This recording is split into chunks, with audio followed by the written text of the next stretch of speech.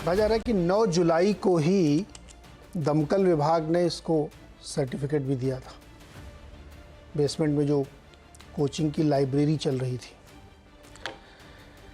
आप देखिए कितनी दुखद बात है कि जिन 3 बच्चों की मृत्यु हुई वो आईएएस एस्पिरेंट्स थे, सिविल सर्विस की कोचिंग कर रहे थे, वहीं आगे चल के आईएएस बनते और उसी आईएएस विभाग के लोगों ने करप्शन किया और इसको रिश्वत खा के सर्टिफिकेट दिया। क्या देखिए विडंबना, देखिए कितनी ज़बरदस्त है। और राजनीतिक दल एक दूसरे को दोषारोपण दे रहे हैं। कोई कह रहा आम आदमी पार्टी जिम्मेदार है, कोई कहता भारतीय जनता पार्टी जिम्मेदार है, कांग्रेस कहती है ये दोनों जिम्मेदार हैं। एमसीडी कौन चला रहा है, डीडीए कौन चला रहा है, पुलिस कौन चला रहा है, केंद्र सरकार कौन चला रहा है, इससे एक आम व्यक्ति की जान चली जाए तो वो इसी बहस में उलझा रहेगा क्या? दिल्ली का एक ये केस है, लेकिन देश में पिछले 1.5-2 महीने में हजारों केस ऐसे हम सुन चुके हैं। अभी पिछले सीजन की ही बात है, एक डॉक्टर मुंबई में गटर में गिर गए और पता भी नहीं चला, उनकी लाश बहुत दिन बाद दूसरी नाले से मिली थी। डॉक्टर थे वो।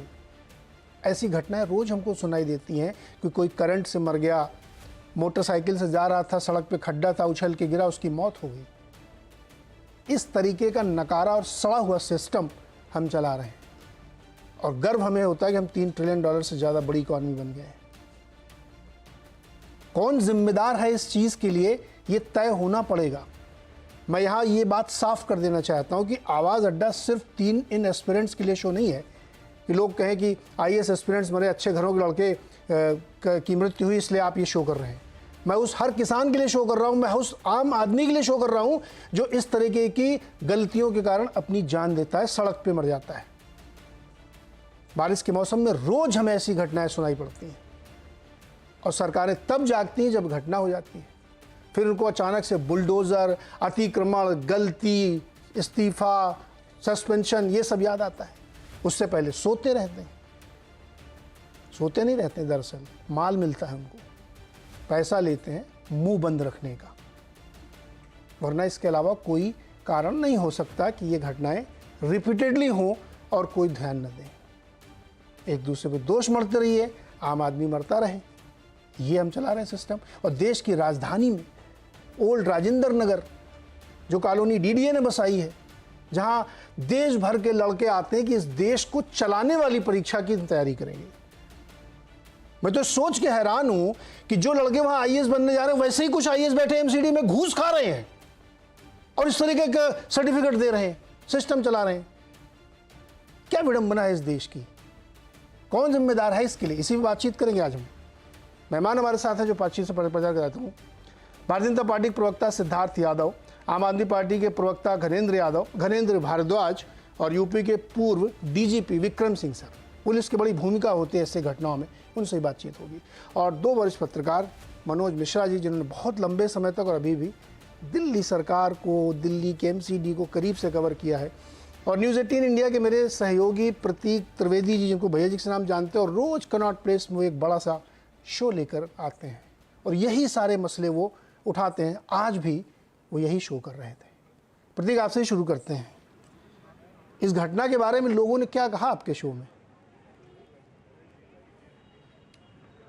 मैं आपसे ईमानदारी से सच से कहूँ, हम लोग बड़े संवेदन शून्य लोग हैं। एक घटना होती है, प्रतीक्षा करते हैं अगली घटना कब होगी और फिर प्रतीक्षा करते हैं अगली घटना कब होगी। आपने मुझसे जब बात हुई, बहस हुई, तो मैंने कहा कि क्यों मैं मुंबई का वो होर्डिंग क्यों भूल जाऊं भाई। होर्डिंग कैसे लगा, क्यों लग गया और क्यों नहीं दिखा, मैं होर्डिंग कैसे भूल जाऊं। कुछ दिन पहले एक यूपीएससी का एस्पिरेंट है और करोल बाग में उसको करंट लगता है, उसकी डेथ हो जाती है। कौन जिम्मेदार है साहब?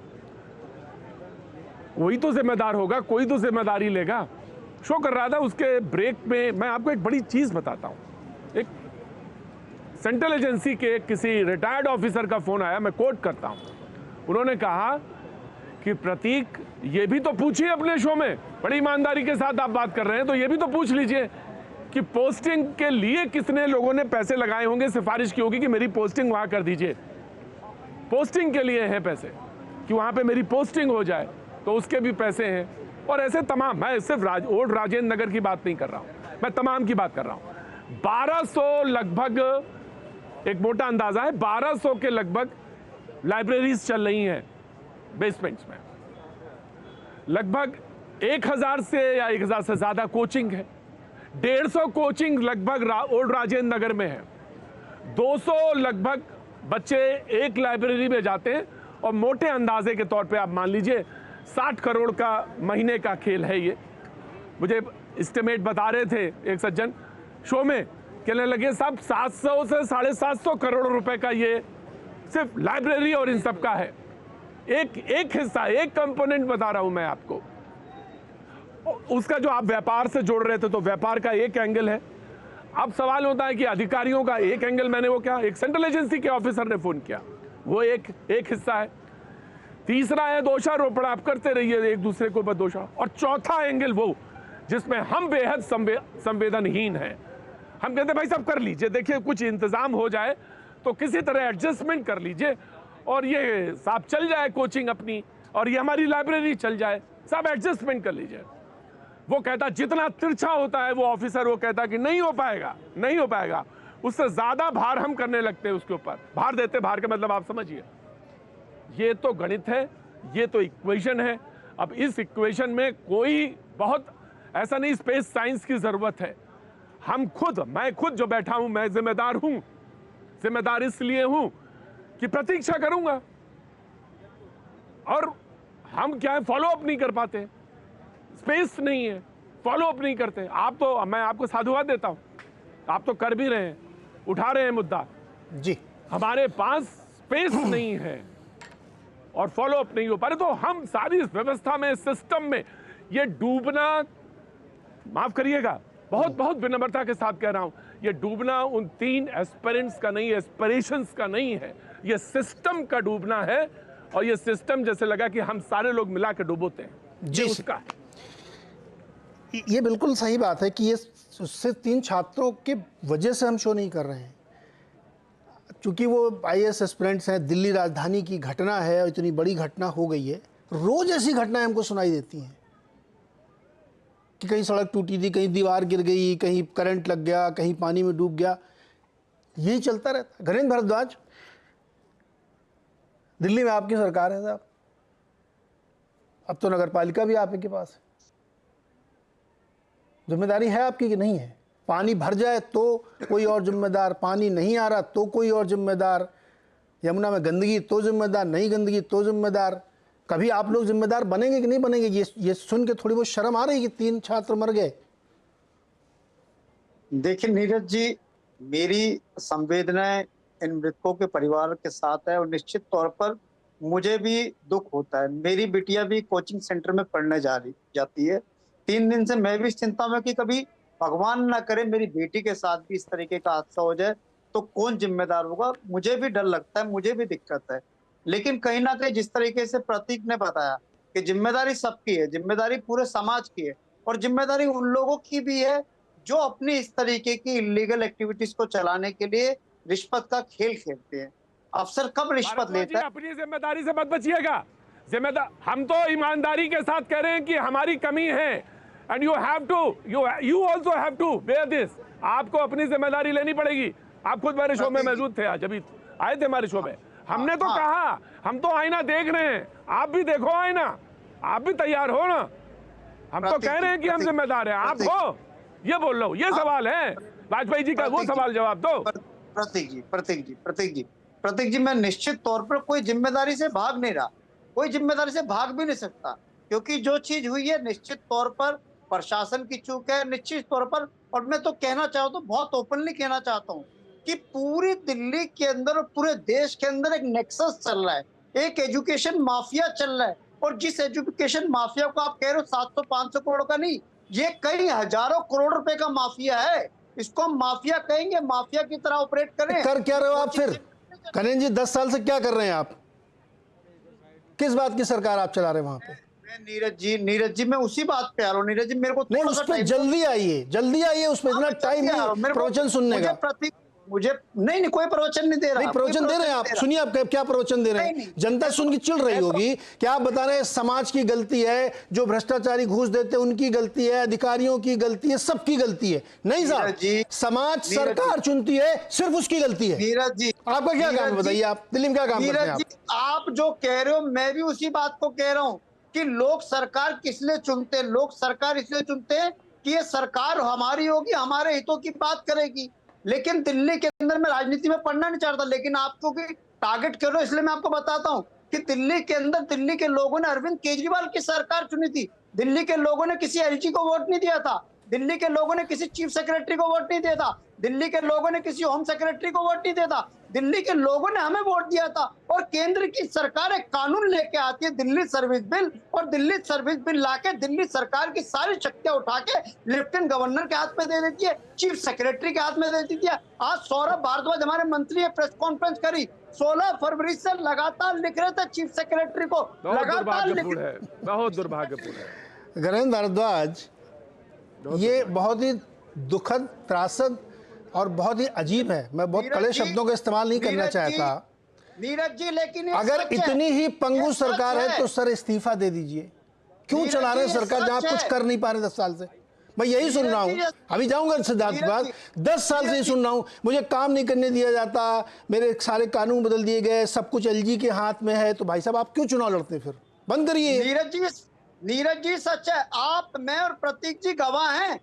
ऑनरेबल सुप्रीम कोर्ट की 5 जजों की कॉन्स्टिट्यूशनल बेंच बैठी थी। कॉन्स्टिट्यूशनल बेंच ने कहा था कि दिल्ली सरकार के पास सारे राइट होने चाहिए। 5 दिन में ऑर्डिनेंस लेके आ गए, उसके बाद फिर कानून लेके आ गए। आज दिल्ली के चीफ सेक्रेटरी, दिल्ली के होम सेक्रेटरी, दिल्ली के पीडब्ल्यूडी सेक्रेटरी, मंत्रियों की नियुक्ति, मंत्री आपके सामने मीटिंग में कह रहे हैं कि सिल्ट के नाम पे करप्शन हो रहा है, सिल्ट नहीं निकाली जा रही। वो पीडब्ल्यूडी सेक्रेटरी को कह रहे हैं मेरे साथ चलो, मैं आपको दिखाता हूं। पीडब्ल्यूडी सेक्रेटरी कहता है जाऊंगा। गणेंद्र भारद्वाज सुनिए ना, वो अध्यादेश हमने भी पढ़ा है, ठीक है? तो आप उसको, जनता को ऐसे मोटी मोटी बातें करके बरगलाइए मत। नहीं, ये सच है। इसको वो जहां जो अधिकारी है, जल बोर्ड है, ये सब क्या काम करते हैं मुझे ये जानना है। वो क्या काम करते हैं दिन भर, उनका क्या काम है? एमसीडी में शैली चोपड़ा जी जो है, शैली ओबराय, वो क्या काम करती है मुझे ये बताइए, काम क्या है उनका?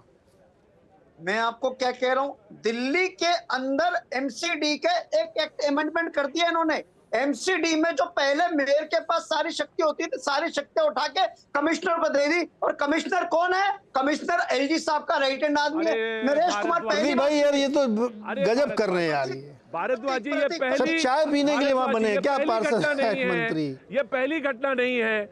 अभी कुछ दिन पहले एक कोचिंग जो मुखर्जी नगर में थी उसमें आग लगी। हाई कोर्ट के दिशा निर्देश हैं, ठीक है? फायर डिपार्टमेंट से एनओसी आता है। अब इसमें मुझे बताइए कि इंक्वायरी सिस्टम कहां, कौन सी चीज लैक हो रही है मुझे बताइए ना। एनओसी तो फायर डिपार्टमेंट से है ना।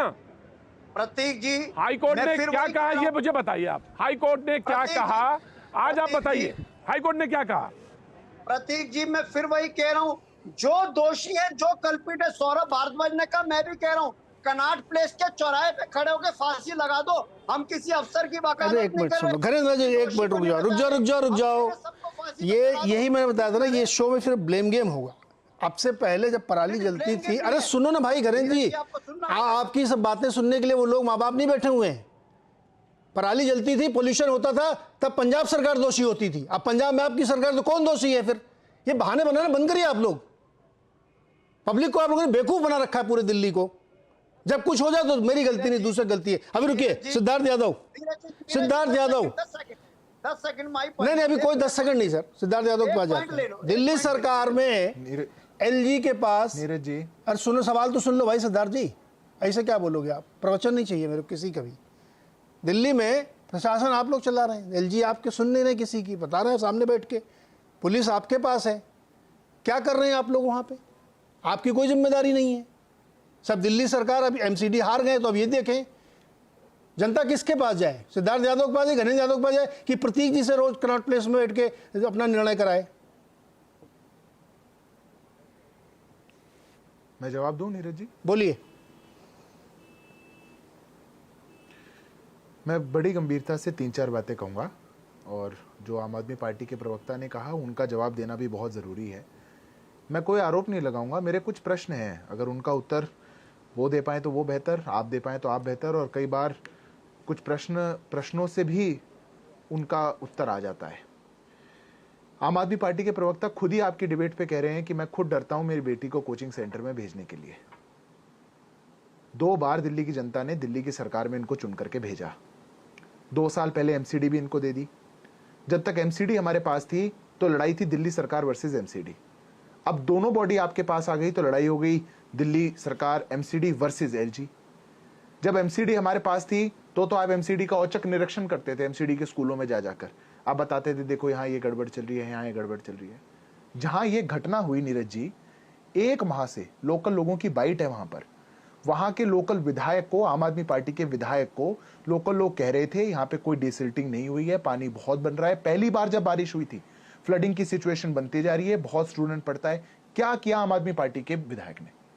अगर अधिकारियों को कहा था, अधिकारी नहीं मान रहे थे, तो बात बात पे धरना देने वाली आम आदमी पार्टी, पानी नहीं आ रहा था तो धरना देने वाली आम आदमी पार्टी। क्या किया उनके विधायक ने? लोकल लोगों ने, इस लोकल स्टूडेंट्स ने इस पर्टिकुलर कोचिंग सेंटर को लेकर के वहां आम आदमी पार्टी के लोगों को कंप्लेंट करी। क्या किया आम आदमी पार्टी ने? आप मुझे इतना बता दीजिए। बात आपको कब पता चली? नीरज जी, शैली ओब्रॉय उनकी मेयर है। शैली ओब्रॉय इनकी मेयर है। शैली ओब्रॉय ने आकर के अभी मॉनसून से पहले एक प्रेस कॉन्फ्रेंस करी और उन्होंने कहा कि हमने पूरी तैयारी दिल्ली के अंदर कर दी है, दिल्ली वाले इस बार मॉनसून को एंजॉय करने का काम करेंगे। क्यों कहा आपने ऐसा? आप कह देते हम तैयारी करना चाह रहे हैं, कोई डिसिल्टिंग नहीं कर रहा है, हम तैयारी करना चाह रहे हैं, दिल्ली डूबने वाली है। अच्छा होगा तो क्रेडिट लेने के लिए सबसे आगे हैं सिद्धार्थ, और खराब हो गया तो सारे ये अधिकारी खराब, ये एलजी गलत, मुझे ये जानना है, उसके सर पे वैसा। ये बात आपको कब पता चली कि उस इलाके के छात्र भी, लोकल्स भी शिकायत कर रहे हैं, आम आदमी पार्टी के विधायक को भी लिख रहे हैं कि यहाँ पर डिसल्टिंग नहीं हुई है? क्या कब पता चला आपको? आज? ये नीरज जी, हमको तो इसी घटना के बाद पता चला, पर ये एक प्रतीक जी जिसे घटना का उल्लेख कर रहे थे ना, मैं उसका उदाहरण देके भी आपको समझा देता हूं।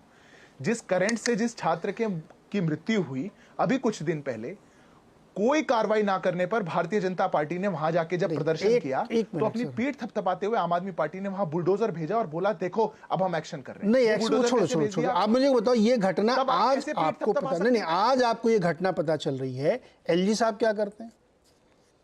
एलजी साहब दिल्ली के मुखिया है ना सरकार के, क्या करते हैं वो? नीरज जी, एक छात्र की मृत्यु पर मैं आपको वही समझा रहा हूं, आप समझिए। नहीं, मुझे ये राव आईएएस वाला जब मामले की शिकायतें हो रही थी महीने भर से, तो एलजी साहब ने इसका संज्ञान क्यों नहीं लिया? क्योंकि शिकायतें आम आदमी पार्टी के विधायक को हो रही थी। अच्छा, आम आदमी पार्टी के विधायक से शिकायत है इसलिए वो देखें, उनका काम है, हमें क्या काम है? एलजी साहब तो दिल्ली में है नहीं, वो तो पता नहीं कहाँ के एलजी हैं। अरे नीरज जी, आप कैसी बात कर रहे हैं? आप वरिष्ठ पत्रकार हैं। हाँ, तो मैं वैसी बात करूंगा ना। अगर वहां के लोकल लोग ये बात कह रहे हैं, अगर लोकल लोग वहां की बात कर रहे हैं, सिद्धार्थ, अगर लोकल लोग वहां की बात कर रहे हैं कि यहाँ पे सिल ठीक नहीं किया गया है, तो मैं ये प्रश्न ना, पानी भर रहा है, मैं प्रश्न नहीं पूछूंगा। नहीं, मैं सवाल पूछूंगा, आप इनसे पूछते रहिएगा अपना अलग से। पानी भर रहा है, लोग शिकायत कर रहे हैं, रिस्की है, और आपको ये बात पता चल रही है कि वहां के लोग, लोकल विधायक तक शिकायत कर रहे हैं, लेकिन आप कुछ नहीं कर रहे हैं। आपका कोई रोल है नहीं कि दिल्ली सरकार में? मैं ये जानना चाहता हूं। नीरज जी, मैं फिर से दोहरा देता हूं अपनी बात। ये बात 1 माह से लोकल आम आदमी पार्टी के विधायक को बार बार कंप्लेंट किया जा रहा है। अरे भाई, वो तो मैं मान लिया कि कुछ काम नहीं करते हैं। मैं तो कह रहा हूं दिल्ली सरकार किसी काम की नहीं हो, खाली चाय समोसे के लिए है। उसका कोई काम ही नहीं है, उसके पास कोई अधिकार नहीं, वो सिर्फ चाय समोसे के लिए बने हैं। आपका क्या काम है, आप बताइए?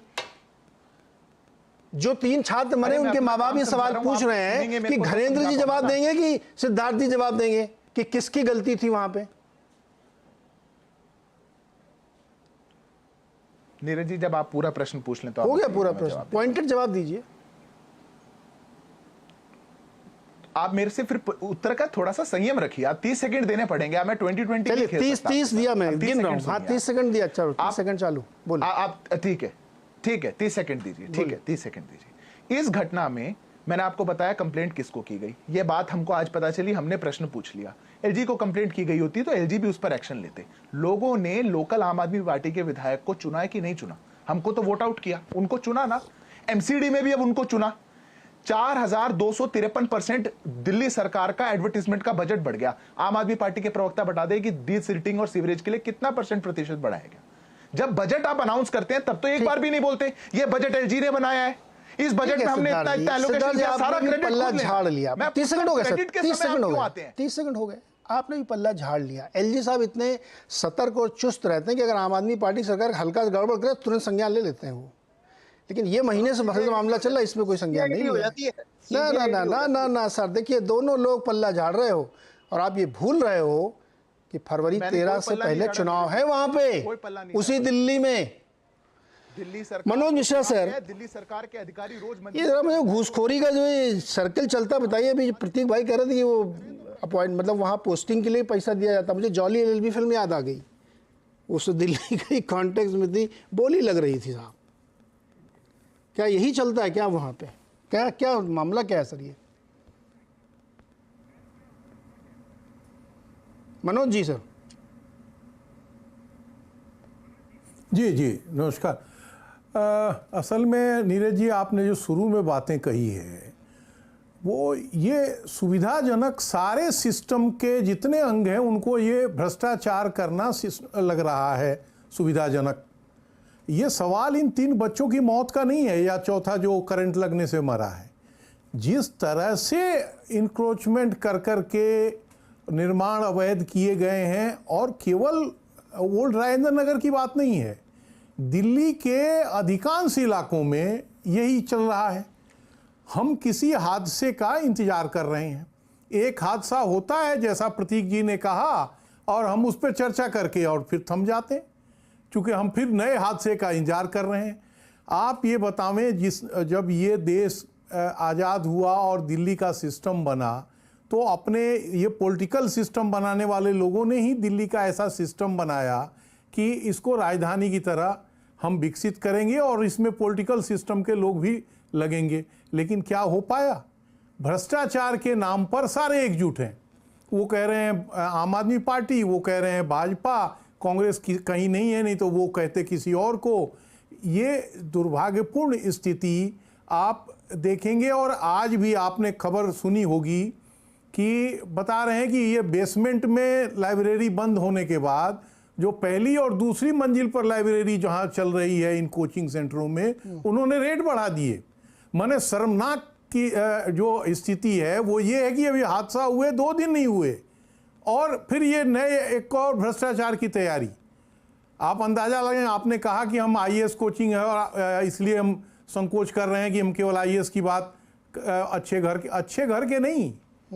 दिल्ली में अगर आप सर्वे कराएंगे, या प्रतीक जी लगे रहते हैं, 80% मैं दावे के साथ कहता हूं कि यूपीएससी का एग्जाम देने के लिए जो बच्चे चाहे लक्ष्मी नगर या मुखर्जी नगर या साउथ कैंपस के आसपास या राजेंद्र नगर या जितने बच्चे आते हैं, वो सारे मध्यम वर्ग और निम्न मध्यम वर्ग परिवार से हैं, जिनके वाकई में जिनके पिता कर्ज लेके जमीन बंधक रख के और इस तरह, और मनोज जी उन लोगों के साथ अगर इस तरह से भ्रष्टाचार करके। मनोज जी एक चीज बताइए, क्या ये जो दिल्ली के एमसीडी, नगर पालिका, जल बोर्ड, बिजली विभाग, दिल्ली परिवहन, वैसा बहुत गजब भ्रष्टाचार में डूब चुके हैं कि अब इनको ठीक करना मुश्किल है? मैंने कोई बता रहा था ऐसे ही कि अब शो से पहले कि क्या चला, बोला जेई पैसा इकट्ठा करता है, उसके बाद वो सबको बांटता है, वो है असली किंग पिन जो पैसा कलेक्ट करता है सबसे, फिर वो सबको डिस्ट्रीब्यूट होता है, सबको जाता है ऊपर तक। निश्चित रूप से हमने तो एक बार सीरीज में खबरें लिखी थी कि किस तरह से पुलिस, एमसीडी और डीडीए तो भ्रष्टाचार का गढ़ ही है। आपने मतलब मैंने एक बार सवाल कर दिया एलजी से, तो नाराज हो गए कि भाई कितने मुकदमे आपने जमीन छुड़वाने के लिए अदालतों में चल रहे हैं और कितने की पैरवी, 90% केसों में जो कब्जे हुए हैं उस पर पैरवी ही नहीं कोई कर पाता। और दुर्भाग्य ये देखिए कि आम आदमी पार्टी जिसकी बुनियाद ही भ्रष्टाचार के खिलाफ हुई, वो सारे के सारे भ्रष्टाचार में डूब गए। मैं किसी स्पेसिफिक उदाहरण नहीं दूंगा, लेकिन आप बताओ अगर एमसीडी का कर्मचारी काम नहीं कर रहा है और सुविधाजनक पैसे, आप क्यों नहीं धरना अनशन कर रहे हैं? आपने बिल्कुल खुद ही अपने कहा नीरज जी कि भैया आप इस इशू को क्यों नहीं उठा रहे हैं कि पुलिस हमारी बात नहीं मान रही है, कैसे परमिशन आ गया? आप कहो कि हम सरकार से इस्तीफा दे रहे हैं भाई, जब हमें अफसर ही हमारी बात नहीं सुनेंगे और इस तरह से मतलब इस आपराधिक कृत्य के लिए तो किसी भी तरह से माफी तो हो ही नहीं सकती। और ये बार बार जो आपने भी कहा, ये सुनियोजित लग रहा है कि ये हिंसा है। और आप अगर ये सरकार अब भी नहीं चेती तो आप ये मान के चलिए कि हम और किसी बड़े हादसे के इंतजार में हैं जी। क्योंकि एक दो नहीं, सैकड़ों कोचिंग सेंटर ऐसे हैं जो अमानवीय स्थिति में बच्चों को रखते हैं और पढ़ाते हैं, और जैसे भेड़िया धसान शब्द कहते हैं अपने यहाँ, कि वो एक दूसरे मतलब हालत ये है कि बैठने की जगह अगर 100 विद्यार्थियों की है तो उसमें 400 बच्चों को बैठाते हैं। जी सर। तो ये दुर्भाग्यजनक स्थिति केवल ये कह देने से कि एलजी और हमारी नहीं सुन रहा है, चीफ सेक्रेटरी नहीं सुन रहा है, नहीं, मैं तो कह रहा हूँ सर, नहीं सुन रहा है। आप खाली वहाँ विधायक पार्षद इसलिए बने हैं कि आप बने हैं, कोई काम ही नहीं करता। जब भी कुछ पूछा जाए तो मेरी कोई सुनता नहीं है। तो यार खत्म करो फिर, काहे ले बेमतलब में टाइम पास कर रहे हो अपना, वो सब दुनिया भर का, जब कुछ कर ही नहीं सकते आप तो। और वो भाई साहब हैं भाजपा वाले, वो कह रहे हैं कि इनका विधायक के पास शिकायत गई थी, उसने कुछ किया नहीं। मतलब देखिए कैसा पल्ला झाड़ रहे हैं एक दूसरे के ऊपर। विक्रम सर, इसमें पुलिस का कोई रोल था क्या? वो रोक सकती थी इस घटना को?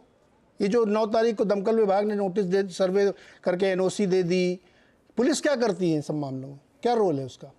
नीरज जी नमस्कार, विद्वान पैनलिस्ट को नमस्कार। ये क्यूमुलेटिव फेलियर है। न पुलिस, न फायर सर्विस, न एमसीडी और न दिल्ली प्रशासन कोई अपनी जिम्मेदारी से पल्ला नहीं झाड़ सकता। ये बड़ी भयावह स्थिति है कि जब कंप्लेंट आएगी तब हम कार्रवाई करेंगे। चूंकि कंप्लेंट नीरज जी के पास चली गई, मेरे पास नहीं आई, इसलिए मैं कहूं नहीं, शासन प्रशासन ऐसे नहीं चलता है। वो आक्रामक भूखे शेर की तरह बैठता है, कहीं जरा सा संदेह हुआ भ्रष्टाचार का नोच के खा जाता है। और इस तरीके का हम लुंज पुंज व्यवस्था देखेंगे कि उन्होंने कंप्लेंट की, हम देख रहे हैं और हम करेंगे, और भविष्य काल की हम बातें करते रहे, तो नीरज जी अभी आप 2-4 त्रासदी और देखिएगा। इस त्रासदी में दरअसल ये 3 बच्चे नहीं डूबे हैं। दरअसल चुल्लू भर पानी में प्रशासन को डूबना चाहिए, और हम सब डूबे हैं इस शर्मनाक घटनाक्रम में। नीरज जी, इसमें पुलिस कैसे अपना हाथ बल्ला झाड़ के, आपने एनओसी दे दिया, आपने कोई निरीक्षण नहीं किया। निरीक्षण लेकर के अब मैं आपके प्रोग्राम में जब आया हूं तो मैं ऐसे नहीं आया हूं कि बिना पढ़े लिखे या जानकारी किए। मैंने बहुत लोगों से बातचीत की। हमारी ये कोचिंग सेंटर्स की जो 1000 करोड़ साल की ये जो इंडस्ट्री है, और मैं ये कहता हूं कि जो ये धोखेधड़ी की माफिया है, कोचिंग माफिया, ये कोचिंग माफिया अपने पेरोल में स्थानीय पुलिस को रखती है, फायर सर्विस को रखती है, एमसीडी को रखती है। ऐसा कोई ढूंढना विभाग मुश्किल है जो इनके पेरोल में ना हो।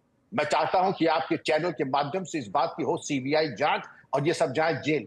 और आप देख रहे हैं कितना उदार दृष्टिकोण है नीरज जी। अगर आप गंभीर होते सजा देने में तो आप धारा कर्री लगाते। पुलिस की वाह, मैं बलिहारी पहले पुलिस के सवाल, पहले पुलिस की बात कर लूं। अब तक इनके ऊपर रासुका में ये सब हो जाते निरुद्ध। राव सर्कल वाले, वहां के जो थाना अध्यक्ष थे वो भी, और जो लोग इसमें कार्य में शिथिलता जिन्होंने प्रमाद दिखाया था। ये तो हुई पुलिस की बात। और ये भी कहा जाता है 2021 के बाद जो मानक बदले तो ये बताया जाता है कि या तो बिल्डिंग तोड़ो, या एनओसी लो, या बिल्कुल अनदेखी करो। तो अनदेखी के पैसे का रेट अलग है, एनओसी का रेट अलग है, मुआयना न करने का रेट अलग है। हर चीज का रेट चार्ट बना हुआ है। और आपने त्रासदी कर दी। 90% आपकी जो लाइब्रेरीज हैं बेसमेंट पे चल रही हैं। बेसमेंट केवल भंडारण के लिए होता है, वहां क्लासरूम नहीं चल सकते हैं, लाइब्रेरी नहीं बन सकती है, और किसी उपयोग में नहीं आ सकते हैं। क्या पुलिस अब पूरा प्रशासन मूक दर्शक बना था? मूक दर्शक बना था तो नीरज जी उसके जो सुविधा शुल्क लेने के बाद वो मूक दर्शक बना था।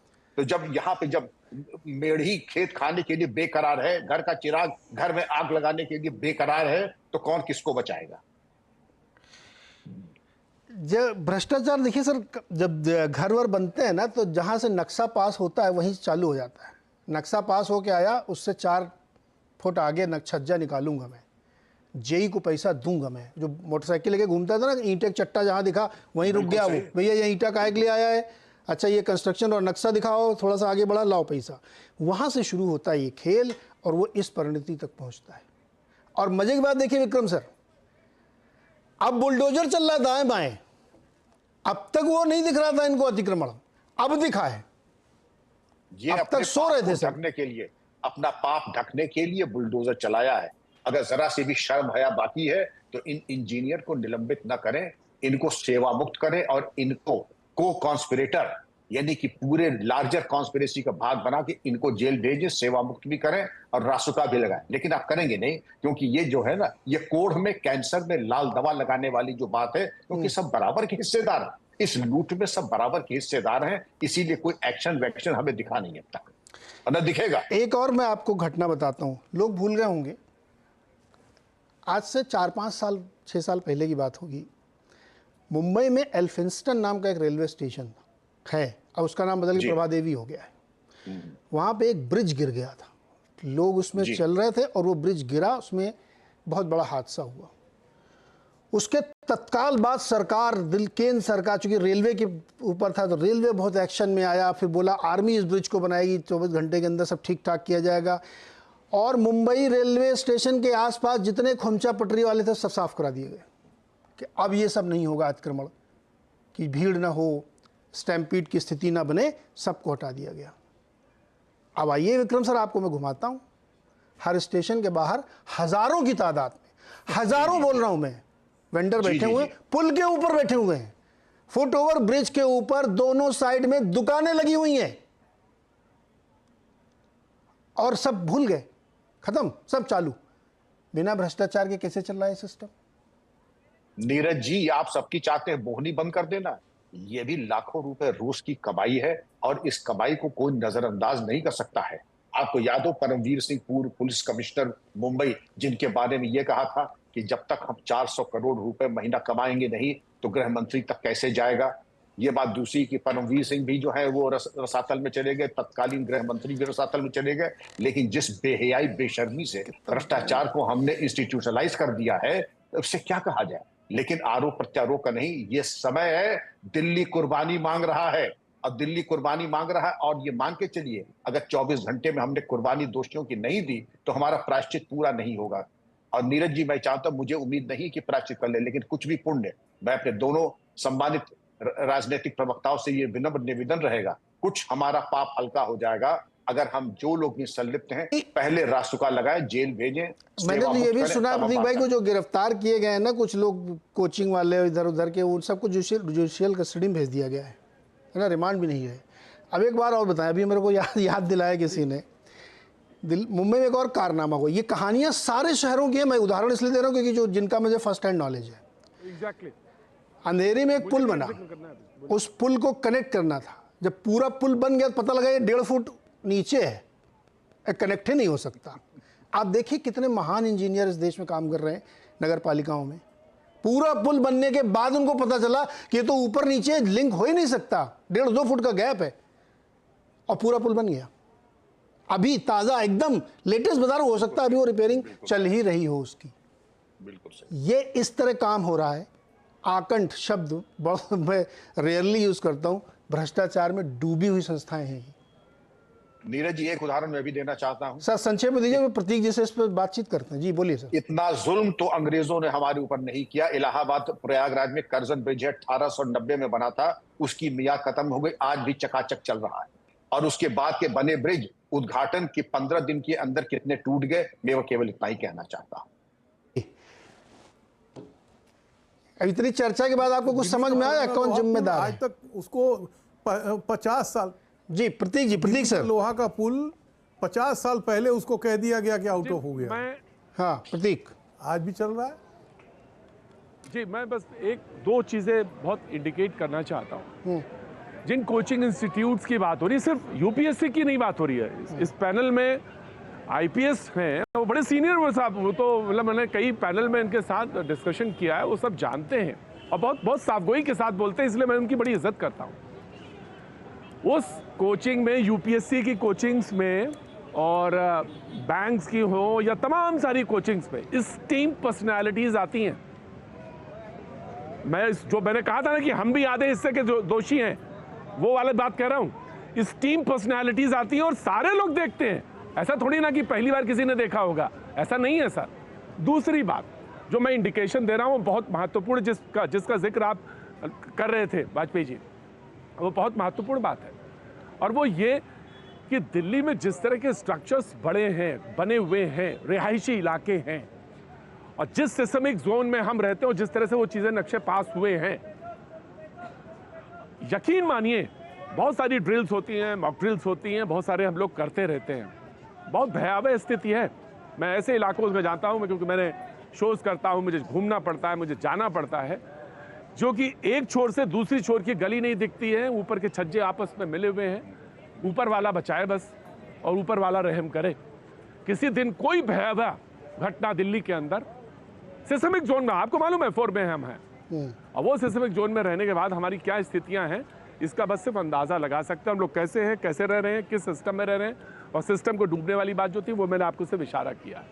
जी ये तो बातें हैं जो बहुत महत्वपूर्ण सोचने के लिए है, और ये बहुत गंभीरता के साथ विचार करने के लिए दिल्ली में है। और बाकी शहरों के उदाहरण हैं जो आप कह रहे थे कि तुरंत आ जाते हैं, पता चल जाता है कि कैसे काम हो रहा है। जी, और ये बात सिर्फ दिल्ली मुंबई की नहीं है, हर बड़े शहर में, छोटे शहर में आप जाइए, ऐसे ही बेतरतीब चल रहा है और पता नहीं कौन लोग उसको अप्रूव कर रहे हैं।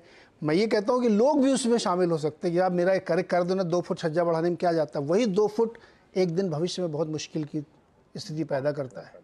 तो कई बार लगता है कि ये सिस्टम ही पूरा खराब हो गया। एक छोटा सा ब्रेक लेते हैं, उसके बाद सिद्धार्थ जी और गणेश जी के पास आते हैं कि दोषारोपण के अलावा क्या करेंगे इसमें, वो ब्रेक के बाद।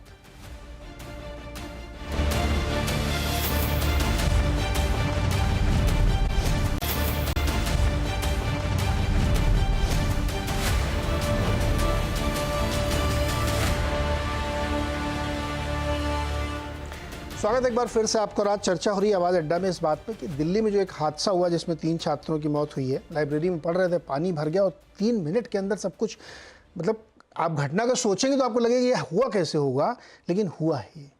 और ऐसी घटनाएं लापरवाही की वजह से अलग अलग शहरों में आप सुनते ही होंगे कि कहीं आग लग गई, कहीं कोई चीज़ गिर गई, सड़क टूट गई या पानी भर गया। बाढ़ के समय में कुछ ज़्यादा ये घटनाएं सुनाई पड़ती हैं। लेकिन सबसे दुखद बात इसका ये है कि जो दोनों दल हैं, तीनों दल मान लीजिए, अभी कांग्रेस को मैंने बुलाया नहीं, कांग्रेस ने दोनों को कह दिया ये दोनों लोग कुछ नहीं कर रहे हैं, तो सब एक दूसरे को निपटा रहे हैं, अपना पल्ला झाड़ रहे हैं। मैंने, मेरी कोई गलती नहीं है। करें जी, दोषारोपण के अलावा भी कुछ करेंगे आप लोग क्या? देखिए, निश्चित तौर पर नीरज जी, मैं तो पहले ही कह रहा हूं कि जो भी जिम्मेदार अधिकारी, जो भी जिम्मेदार लोग हैं, वो किसी भी डिपार्टमेंट का हो, उसके खिलाफ कड़ी से कड़ी कार्रवाई होनी चाहिए। मैं तो एक कदम आगे जा रहा हूं, मैं तो कह रहा हूं कि इन सारे लोग जो भी कल्पिट्स हैं, वो बिल्डिंग ओनर हो, वो कोचिंग चलाने वाला हो, वो एमसीडी का अधिकारी हो, पुलिस का बीट ऑफिसर हो, पुलिस का एसएचओ, सबके खिलाफ 302 के तहत हत्या का मुकदमा दर्ज होना चाहिए। ये केस एक ऐसी नजीर साबित हो, एक ऐसी मिसाल साबित हो कि इसके बाद कोई भी अफसर इस तरीके के घिनौने काम करने से पहले 100 बार सोचे कि इस केस की सजा होगी। एनएसए कह रहे थे विक्रम सिंह जी, मैं तो कह रहा हूँ 302 का मुकदमा रजिस्टर्ड करो। एक बार तो देश में हो, इस देश में जब निर्भया के बाद कड़े कानून बलात्कारियों के लिए बन सकते हैं, तो ऐसे बताओ गणेश जी, गणेश भाई ये बताओ, आपने लास्ट 10 ईयर्स में, अरे सुनो ना, सवाल तो सुनो उधर, लास्ट 10 ईयर्स में आपने कोई नज़ीर कायम की? देखिए, मैं नीरज जी, मैं वही तो कह रहा हूँ कि दिल्ली की अब आप कहोगे फिर आप वही वाली बात करो। अरे सर, दिल्ली मैं की सरकार, सुन तो लीजिए सर, हाँ, सुन लीजिए, सुनो। सर सुन लीजिए। जब अरविंद केजरीवाल जी ने दिल्ली की सरकार टेक ओवर करी थी, आपको ध्यान होगा, हमने रिलायंस इंडस्ट्रीज के मालिक मुकेश अंबानी के खिलाफ एफआईआर करी थी। उस समय के जो पेट्रोलियम मिनिस्टर थे वीरप्पा मोइली, उसके खिलाफ एफआईआर करी थी। और भारतीय जनता पार्टी नाम से हमारे पास एक ही इन्वेस्टिगेशन एजेंसी थी जिसका नाम था anti corruption bureau, ACB. ACB Delhi सरकार के अंतर्गत होती थी।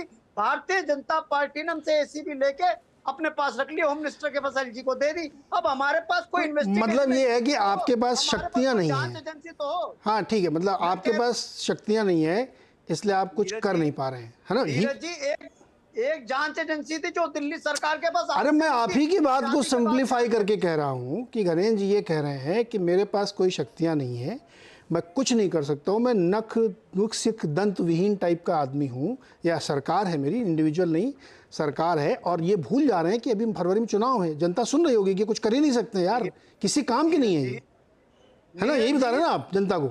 नीरज जी, दिल्ली के 2.5 करोड़ लोगों ने, मैं बार बार तो कह रहा हूँ, हमें वोट दिया था शासन करने। अरे तो 2.5 करोड़ लोग ही पूछ रहे भाई साहब कि आप कर क्या रहे हैं? अरे तो एलडी कहां से आ गया? हाँ, ये बस यही बात है। इधर इधर इधर अब इधर सुनो ना, आपका हो गया, आपके पास आप कुछ नहीं कर सकते हैं। अरे वोट हमें दिया किसी चीफ सेक्रेटरी भैया सिद्धार्थ यादव जी, नीरज जी आप कुछ करेंगे? कोई नजीर कायम होगी? मुझे ध्यान है पिछले चुनाव से पहले शायद एक किसी बाजार में बहुत बड़ी आग लगी थी दिल्ली में। नीरज जी 10 सेकंड नहीं, अभी 10 सेकंड का क्या मतलब, आप कुछ कर तो पाओगे नहीं, 10 सेकंड के आपको क्या करेंगे? जिनको करना है उनसे पूछ लेते हैं। सिद्धार्थ यादव जी कुछ करेंगे आप लोग? सारी शक्तियां एलजी ने ले रखी हैं, पुलिस आपके पास है, कुछ करिए, कोई नजीर बनाएंगे आप? बोलिए सिद्धार्थ जी। घरेंद्र भाई अभी थोड़ा रुको ना, इनको ही बोलने दो जिनके ऊपर आप उम्मीद लगाओगे कुछ करेंगे। बोलो। सवाल सिद्धार्थ इस सवाल का भी जवाब देगा कि दिल्ली का चीफ सेक्रेटरी नरेश कुमार, फिर जो राजनीतिक झूठ उन्होंने बोला ना उसका भी जवाब। अरे यार घनेन्द्र भाई, पहली बात उनको बोल लेने दो यार, आप तो एक ही बात बार बार बोल लो कि हम कुछ कर नहीं सकते हैं, तो उनको जिनको करना उनसे पूछने दो मेरे को। बोलो यार सिद्धार्थ। मैं नीरज जी पहली बात तो बता दूं कि इस केस में भी एफआईआर दर्ज कर दी गई है बीएनएस के 105 धारा में, जिसको culpable homicide not wanting to murder कहा जाता है, उसमें इसकी धारा दर्ज हुई है। 7 लोगों की गिरफ्तारियां हुई हैं। स्ट्रिक्ट से स्ट्रिक्ट एक्शन लिया जाएगा। जिस दिन की ये घटना थी उस दिन भी पुलिस ने अपना पूरा ब्यौरा दिया है, क्या एक्शन लिया गया था क्या नहीं था। और एक नज़ीर कानूनन तौर पर कोई भी व्यक्ति इसको नहीं कर पाए, कोई भी व्यक्ति ऐसा करने की कल्पना ना करे आगे, ये हमारी सरकार करने की काम करेगी। पर मैं एक राजनीतिक कुछ बातों का जवाब देना चाहूंगा जल्दी से। कोई ऐसे कोचिंग सेंटर को पुलिस, अभी आपके यहाँ पे पूर्व डीजीपी भी हैं, वो भी बता देंगे, कोई भी ऐसे कोचिंग सेंटर को पुलिस तो सील नहीं कर सकती, ये कानूनन बात है। उसको सील करने का अधिकार है फायर डिपार्टमेंट के पास, एमसीडी के पास, building corporation, building housing department होता है उसके पास। 9 जुलाई को इन्होंने उसको परमिशन भी दी थी, एनओसी दी थी, वो किस आधार पर दी गई मैं किसी की बात नहीं कर रहा। मैं 2 बात पूछता हूं बस। अभी मुखर्जी नगर में एक बिल्डिंग में बहुत तेज आग लगी थी, पुलिस ने एफआईआर दर्ज करी। दिल्ली सरकार की वो इंक्वायरी बताइए जो दिल्ली सरकार ने बैठाई हो, अपने किसी अधिकारी पर कोई एक्शन लिया हो, उस कोचिंग सेंटर में आग लगने पर कोई नजीर पेश करी हो उन्होंने कि ऐसा काम कर दिया। मुंडका की घटना पर क्या नजीर इन्होंने पेश करी, क्या इन्होंने दिखाया करके? हर बात जो मुख्यमंत्री जेल में बैठ करके चुनावों में पत्र लिखता रहता था, बार बार पत्र लिखकर भेजता था, अपनी बात बताता था, बताइए इस घटना पे क्या पत्र आया है जेल अच्छा, से? एक मिनट सिद्धार्थ जी, धर्मपत्नी उनकी कुर्सी पे बैठ करके प्रेस सिद्धार्थ कॉन्फ्रेंस जी, करती थी, वो हरियाणा के चुनाव में सिद्धार्थ जी सुनो ना, क्या कहा? आपको थोड़ी संवेदनशील होना चाहिए, आप दोनों लोगों को जो राजनीतिक दलों से हैं।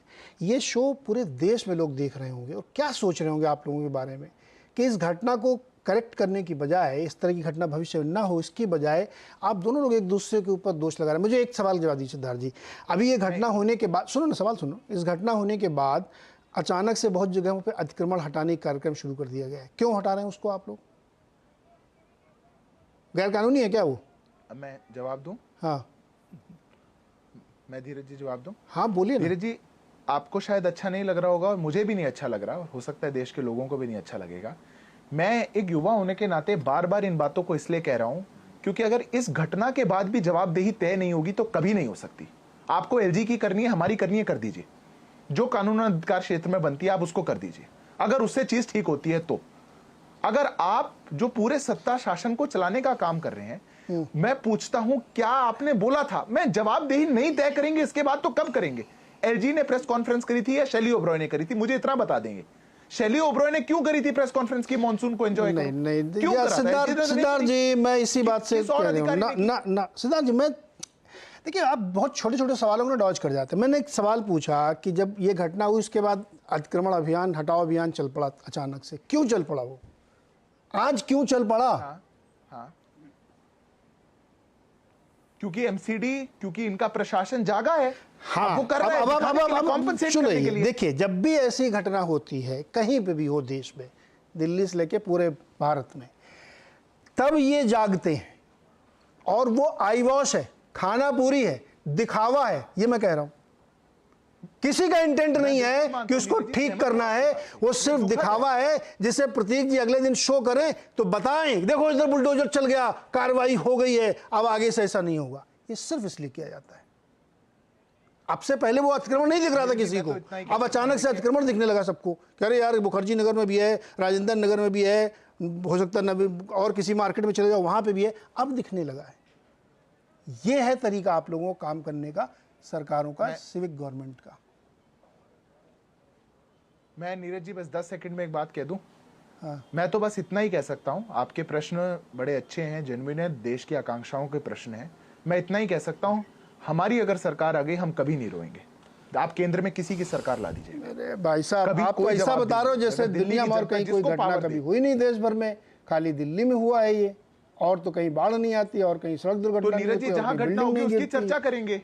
आज दिल्ली की घटना हुई है उसकी चर्चा क्यों जो नहीं करना है करें? प्रतीक जी, देखो बताइए, चर्चा क्यों करेंगे, बात नहीं आपके करना? लिए टॉपिक दे रहे हैं, हम दिल्ली सिर्फ की चर्चा घटना हो गई, करेंगे। आप मुंबई की बात कर रहे हैं, दिल्ली की बात क्यों ना करें हम तो सब जगह ही कर रहे हैं, हम सिर्फ दिल्ली की नहीं कर रहे हैं, हम तो पटना की भी कर रहे हैं, लखनऊ की भी कर रहे हैं, कानपुर की भी कर रहे हैं, बनारस की भी कर रहे हैं, तो सब जगह ही कर रहे हैं। तो आपने एक बार ये प्रश्न क्यों नहीं पूछा कि शैली ओबराय ने किस आधार पे प्रेस कॉन्फ्रेंस करी? आपने सुना नहीं मेरा ध्यान कैसे से, प्रेस कॉन्फ्रेंस कर आपने रही थी? सुना ही नहीं। एंजॉय करिए। मैंने तो पहले नाम लेके कहा था कि शैली ओबराय जी ने क्या कहा था, चाय पीने के लिए वो कॉन्फ्रेंस थी क्या? मैं तो कह रहा हूँ ये सरकार सिर्फ चाय समोसा के लिए है, क्योंकि कुछ कर ही नहीं सकते। बार बार गणेश जी ये स्टैब्लिश कर रहे हैं कि हम कुछ नहीं कर सकते। प्रतीक जी आपके लिए टॉपिक बहुत सारे इकट्ठा हो गए हैं। नहीं, मैं तो बता रहा हूं, मैंने तो आगे की भविष्य की बता दी बात कि आप दिल्ली में बताइए, या अगला जो स्टेप है जिसके लिए हम सारे लोग बहुत चिंतित हैं। अक्सर यहाँ पे लोग आके कहते हैं पीने की पानी की समस्या छोड़िए, वो तो है ही है, उसमें तो पूरा देश संघर्ष कर रहा है, दिल्ली में तो दूसरे तरह की समस्या है। मैं तो कह रहा हूँ कि जो रिहायशी कॉलोनियाँ हैं और जितनी कंजेस्टेड हैं, जिस तरह से रह रहे हैं लोग, कॉलोनियों के 10 कॉलोनियों के नाम अभी कहिए, मैं गिना दूँ, और जिस तरह से बनाए गए हैं घर, कल को कुछ हो उससे पहले क्या स्टेप कौन लेने जा रहा है, इसके बारे में बताइए। और ये पहला, मैं कोई पहला व्यक्ति हूँ इस सवाल को उठा रहा हूँ ना, कई बार इस पर चर्चा है और हर बार इस पर चर्चा है, तो बताएं कोई क्या करने जा रहे हैं। नहीं मनोज जी, कोई hope, any hope sir? Manoj ji आपको कोई उम्मीद है कि कुछ इस घटना के बाद कुछ चेंज होगा या ऐसे ही यार आधे घंटे? मुझे तो नहीं लग रहा है। ये लगातार ये देखिए, हाँ देखिए आप, ये नीरज जी, मेरा तो मतलब मुझे लगता ऐसा था कि जैसे ही इस हादसे की खबर मिलेगी वैसे एलजी और वो तो जेल में है मुख्यमंत्री, उनके मंत्री या शैली ओबराय या ये सारे साझा रूप से ऐसा व्यवहार करेंगे कि अब तो हम एक्शन में हैं, अब कोई कमी नहीं छोड़ेंगे। लेकिन सिवाय आरोप प्रत्यारोप के अभी तक ये ऐसा कुछ होता नहीं दिख रहा है। मुझे लग रहा है 2-4 दिन, जैसा आप प्रतीक जी कह रहे थे, आप भी कह रहे थे, 2-4 दिन अखबारों में, चैनलों में इस पर चर्चा होगी, 1-2 लोगों को खिलाफ, वो छुटभैया किसी के खिलाफ FIR हुई, कोई कार्रवाई होगी और फिर मामला फिर अगले हादसे के इंतजार में हम बैठ जाएंगे। कोई ढंग से काम करेगा, चूंकि ये सुविधाजनक भ्रष्टाचार है, ये सबको सूट करता है, सबको इसमें हिस्सेदारी मिलती है और सबको कुछ करना नहीं पड़ता है, इसलिए ये सारे दलों से ऊपर उठ के ये भ्रष्टाचार हो रहा है। दिल्ली देश की राजधानी है, बाकी जो शहर हैं वो तो है ही, लेकिन दिल्ली देश की राजधानी विक्रम सर से वहाँ पूछते ऐसा हैं। हो रहा है। विक्रम सर, कोई उम्मीद आपको लगती है? संक्षेप में जवाब दीजिएगा सर। विक्रम सर, कोई उम्मीद? नीरज जी, उम्मीद है, क्योंकि इससे ज्यादा भ्रष्टाचार की पराकाष्ठा देखना संभव नहीं है। जनता देख रही है और परिणाम और प्रसाद देने के लिए भी वो तैयार है। दोनों युवा हमारे राजनीतिक प्रवक्ता बैठे, उनसे बड़ी मुझे आशाएं हैं। सिद्धार्थ जी ने बड़ी माकूल बात की, क्या पुलिस सील कर सकती है? लेकिन पुलिस बहुत कुछ कर सकती है, रासुका लगा सकती है, और जो कोचिंग माफिया है इनको संगठित अपराध की धाराओं में बंद कर सकती है। जिनको सेवा मुक्त होना है, अपने इन्फ्लुएंस को लगा के सिद्धार्थ जी उनको सेवा मुक्त करा सकती है, जेल भेज सकती है, चल संपत्ति कुर्क सकती है। लेकिन हम कॉस्मेटिक्स में ही अभी डील कर रहे हैं। आप दोनों युवा प्रवक्ताओं से देश को बड़ी उम्मीदें, मैं उम्मीद करता हूं आपकी तो बच्ची भी जा रही कोचिंग में। ये समझ लीजिए कि जो दुर्घटनाएं हुई हैं हम सबके बच्चों के साथ हुई हैं। कम से कम इतनी कृपा तो आज हम अपने ऊपर कर लें कि भविष्य में दुर्घटनाएं ना हो। नीरज जी बिल्कुल सही कह रहे हैं सर, और मुझे भी जब युवा प्रवक्ता आते हैं तो मुझे बहुत होप लगती है, कम से कम ये लोग समझेंगे इस बात को कि आप किस तरह के सिस्टम चला रहे हो, आप भी उसी सिस्टम का एक पार्ट बनते जा रहे हो। मैंने मुंबई का जो उदाहरण दिया था कि एल्फिंस्टन ब्रिज, वो ब्रिज में दरअसल स्टैम्पीड हुआ था। उसके बाद बहुत सारे ब्रिजेस जो रेलवे से जुड़े थे, जर्जर थे, ख़राब थे, उनको तोड़ा गया, नए बनाया गया। तो ऐसा लगा कि अब शायद रेलवे स्टेशनों के आसपास ये नहीं होगा। लेकिन आप आइए, आपका स्वागत है, मैं आपको हर स्टेशन के पास 10,000 वेंडर दिखाऊंगा। वैसी ही स्थिति आज भी बनी हुई है। तो होप जगती है फिर टूट जाती है। खाली आप लोगों के लिए एक ट्विटर पे किसी ने लिखा है, जनता की आवाज़, में पढ़ के सुना देता हूँ, आप समझिएगा कि हम किस तरह के सिस्टम में जी रहे हैं। और किसी को अगर बुरा लगे तो भैया 2 गिलास पानी पी लीजिएगा। उसने लिखा है कि देश का सिस्टम सड़ गया है और ये जो आपको ऊपर ऊपर से दिखाया जाता है ना, उस पर बहुत ज़्यादा भरोसा मत करिएगा। IAS बनने के ख्वाब पालने वाला बरसात के पानी में डूबकर मर जाता है, पानी में करंट लगने से मर जाता है। कुछ IAS की परीक्षा नकली सर्टिफिकेट से पास कर अधिकारी बनता है और फिर रिश्वत लेकर ऐसे कोचिंग को अनुमति देता है। जिसके बेसमेंट में 3 मिनट में पानी भर जाने से 3 नौजवान मर जाते हैं। चक्र पूरा हुआ। ऐसा सिस्टम हम चला रहे हैं। तो जागिए, जनता भी जागे, युवा साथी जागे, जो नए हमारे दोस्त इस वक्त प्रवक्ता बन के बैठे वो जागें कि दोस्त ये बहुत खतरनाक सिस्टम हम बनाते जा रहे हैं, इससे बचने की ज़रूरत है। बहुत बहुत शुक्रिया हमारे साथ जुड़ने के लिए।